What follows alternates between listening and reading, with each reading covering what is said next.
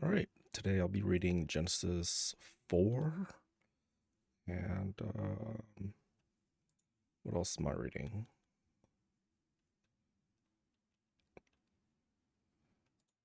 Oh, okay. So 4, 5, 6, 7, and Psalms 2.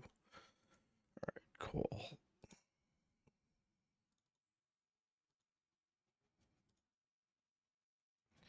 Okay, Cain and Abel. Now the man knew his wife Eve, and she conceived and gave birth to Cain. And she said, I have gotten a man with the help of Yahweh. And again, she gave birth to his brother Abel. Abel was a keeper of flocks, but Cain was this cultivator of the ground. So it happened in the course of time that Cain brought an offering to Yahweh of the fruit of the ground. Abel, on his part, also brought of the firstborn of his flock and of their fat portions. And Yahweh had regard for Abel and for his offering. But for Cain and for his offering, he had no regard. So Cain became very angry, and his uh, countenance fell. Then Yahweh said to Cain, why are you angry? And why has your countenance fallen? If you do well, will not your countenance be lifted up? And if you do not do well, sin is lying at the door, and its desire is for you, but you must rule over it. Then Cain spoke to Abel, his brother, and it happened when they were in the field that Cain rose up against Abel, his brother, and killed him. Yahweh said to Cain, where is Abel, your brother? And he said, I do not know. Am I my brother's keeper? And he said, what have you done? The voice of your brother's blood is crying out to me from the ground. And now cursed are you from the ground, which has opened its mouth to receive your brother's blood from your hand. When you cultivate the ground, it will no longer yield its strength to you. You will be a vagrant and a wanderer on the earth. And Cain said to Yahweh, my punishment is too great to bear. Behold, you have driven me this day from the face of the ground, and from your face I will be hidden, and I will be a vagrant and a wanderer on earth. And it will be that whoever finds me will kill me. So Yahweh said to him, therefore, whoever kills Cain, vengeance will be taken on him sevenfold. And Yahweh appointed a sign for Cain, so that no one who found him would strike him. Then Cain went out from the presence of Yahweh and settled in the land of Nod, east of Eden. Then Cain knew his wife, and she conceived and gave birth to Enoch. And he built a city and called the name of the city Enoch, after the name of his son. Now to Enoch was born Irad, and Irad was the father of Mehuhal, and Mehuhal was the father of Methusal, and Methusal was the father of Lamech, and Lamech took for himself two wives, and the the name of one was Ada, and the name of the other Zillah. And Ada gave birth to Jabal. He was the father of those who live in tents and had livestock. And his brother's name was Jubal. He was the father of all those who play with uh, Irie and pipe. As for Zillah, she also gave birth to Tubal-Cain, the forger of all implements of bronze and iron. And the sister of Tubal-Cain was Naamah. And Lamech said to his wives, Ada and Zillah, hear my voice, you wives of Lamech. Give ear to my word, for I have killed a man for striking me, and a boy for wounding me. If Cain is avenged sevenfold, then Lamech 77fold. Then Adam knew his wife again, and she gave birth to a son and named him Seth. For she said, God has sent for me another seed in place of Abel, for Cain killed him. And to Seth, to him also a son was born, and he called his name Enosh. Then men began to call upon the name of Yahweh.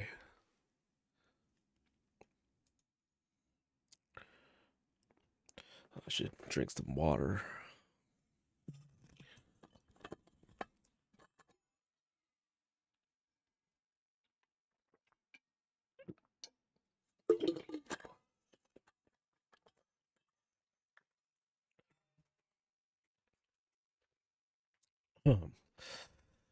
Genesis 5, the generations of Adam. This is a book of generations of Adam. In the day when God created man, he made him in the likeness of God. He created them male and female, and he blessed them and named them man in the day when they were created. When Adam had lived 130 years, he became the father of a son in his own likeness, according to his image, and named him Seth. Then the days of Adam after he became the father of Seth were 800 years, and he became the father of other sons and daughters. So all the days that Adam lived were 930 years, and he died. And Seth lived 105 years and became the father of Enosh. Then Seth lived 807 years after he became the father of Enosh, and he had other sons and daughters. So all the days of Seth were 912 years, and he died. And Enosh lived 90 years and became the father of Kenan. Then Enosh lived 815 years after he became the father of Kenan, and he became the father of other sons and daughters. So all the days of Enosh were 905 years, and he died. And Kenan lived 70 years and became the father of Mahalalel. Then Kenan lived 840 years after he became the father of Mahalalel, and he became the father of other sons and daughters. So all the days of Kenan were 910 years, and he died. And Mahalalel lived 65 years and became the father of Jared. Then Mahalalel lived 830 years after he became the father of Jared, and he became the father of other sons and daughters. So all the days of Mahalalel were 895 years, and he died. And Jared lived 162 years and became the father of Enoch. Then Jared lived 800 years and became the father of Enoch. Oh, wait, didn't I just read that part? And he became the father of other sons and daughters. So all the days of Jared were 962 years, and he died. And Enoch lived 65 years and became the father of Methuselah. Then Enoch walked with God 300 years after he became the father of Methuselah, and he became the father of other sons and daughters. So all the days of Enoch were 365 years. Enoch walked with God, and he was not, for God took him. And Methuselah lived 187 years and became the father of Lamech. Then Methuselah lived 782 years after he became the father of Lamech, and he became the father of other sons and daughters. So all the days of Methuselah were 969 years, and he died. And Lamech lived 182 years and became the father of a son. He became the father of a son. Now he called his name Noah, saying, "This one will give us rest from our work and from the pain of our hands arising from the ground which Yahweh has cursed." Then Lamech lived 595 years after he became the father of Noah, and he became the father of other sons and daughters. So all the days of Lamech were 777 years, and he died. And Noah was 500 years old, and Noah became the father of Shem, Ham, and Japheth.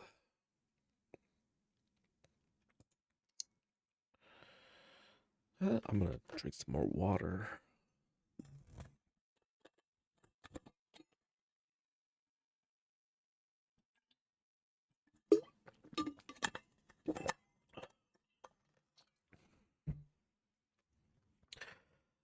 Genesis 6. The Nephilim and the daughters of men. Now it happened when men began to multiply on the face of the land, and daughters were born to them, that the sons of God saw that the daughters of men were good in appearance, and they took wives for themselves, whomever they choose.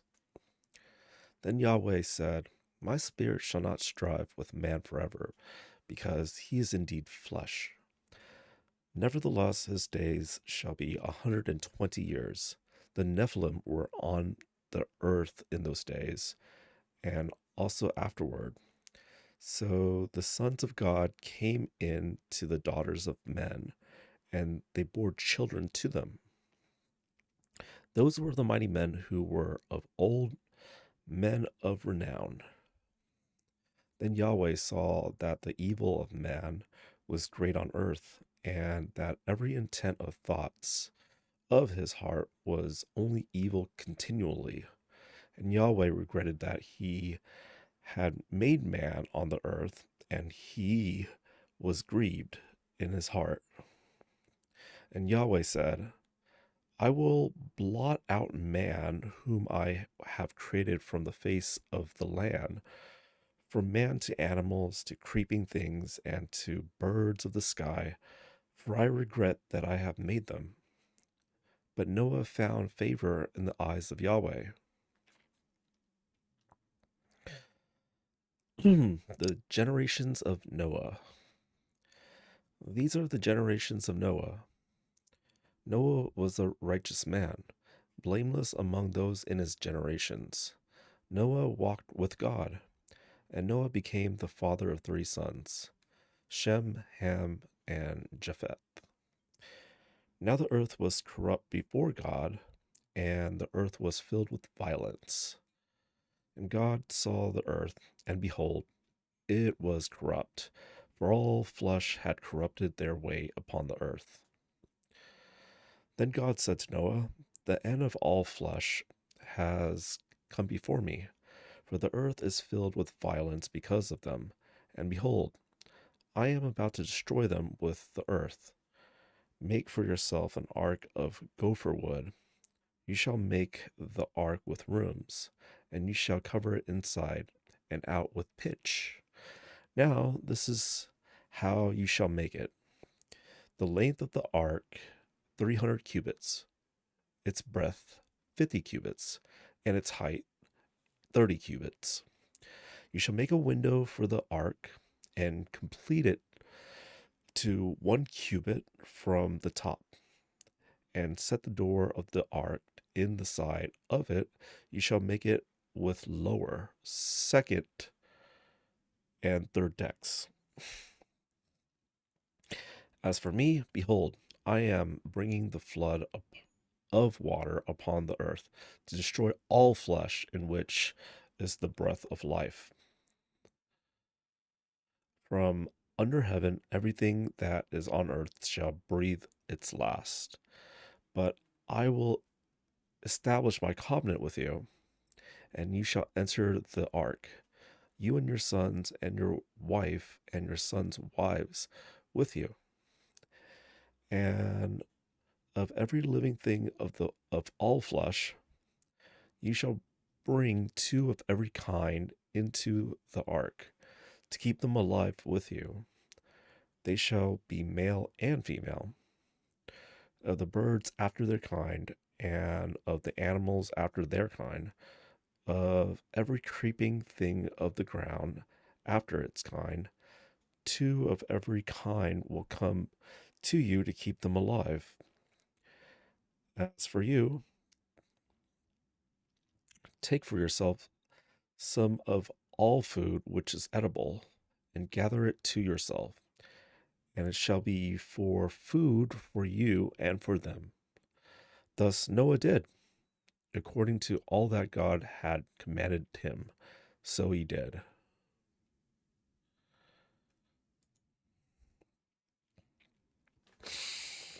All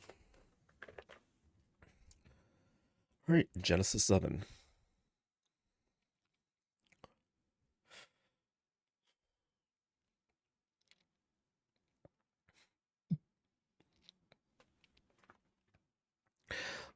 Noah and the flood. Then Yahweh said to Noah, enter the ark, you and all your household, for you alone I have seen to be righteous before me in this generation.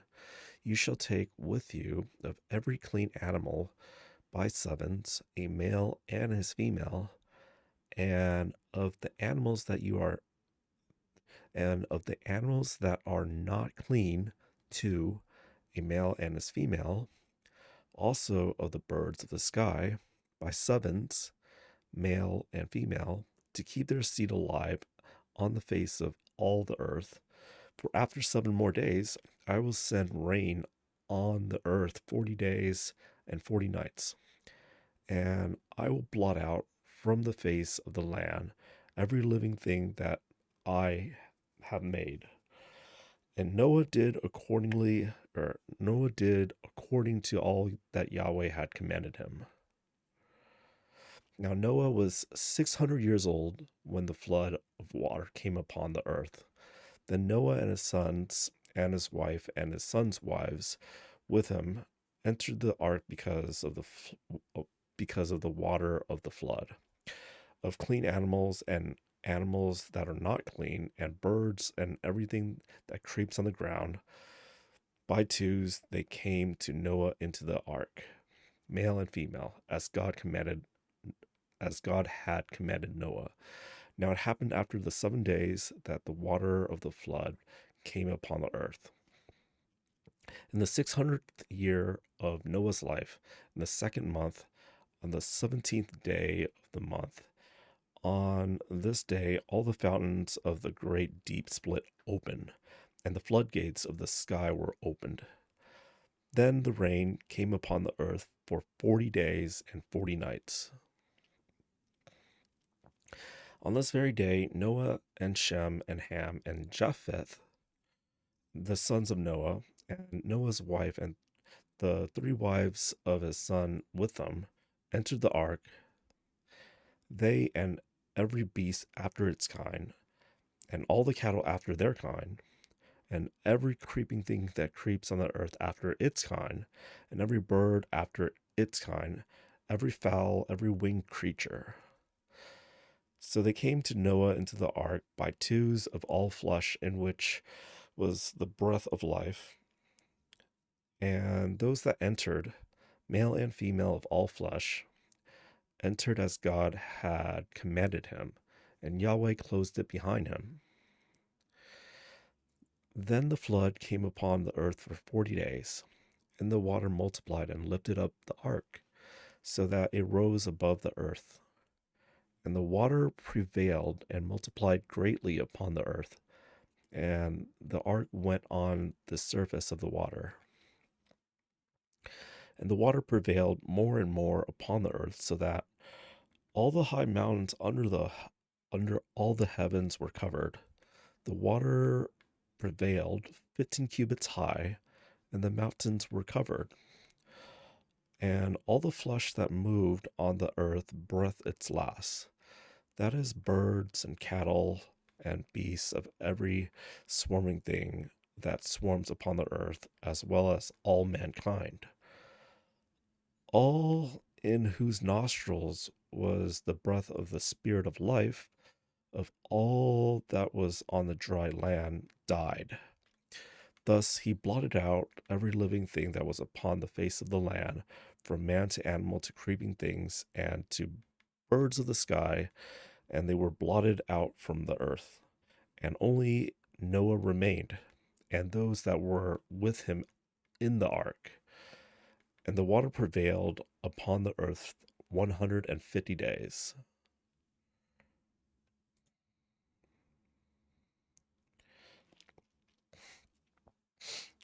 All right. Psalms 2. The reign of Yahweh's anointed. Why do the nations rage? And why do the people meditate on a vain thing? The kings of the earth take their stand, and the rulers take counsel together against Yahweh and against his anointed, saying, let us tear their fetters apart and cast away their cords from us. He who sits in the heavens laughs, and the Lord mocks them. Then he speaks to them in his anger and terrifies them in his fury, saying, but as for me, I have installed my king upon Zion, my holy mountain. I will surely tell of the decree of Yahweh. He said to me, you are my son. Today I have begotten you.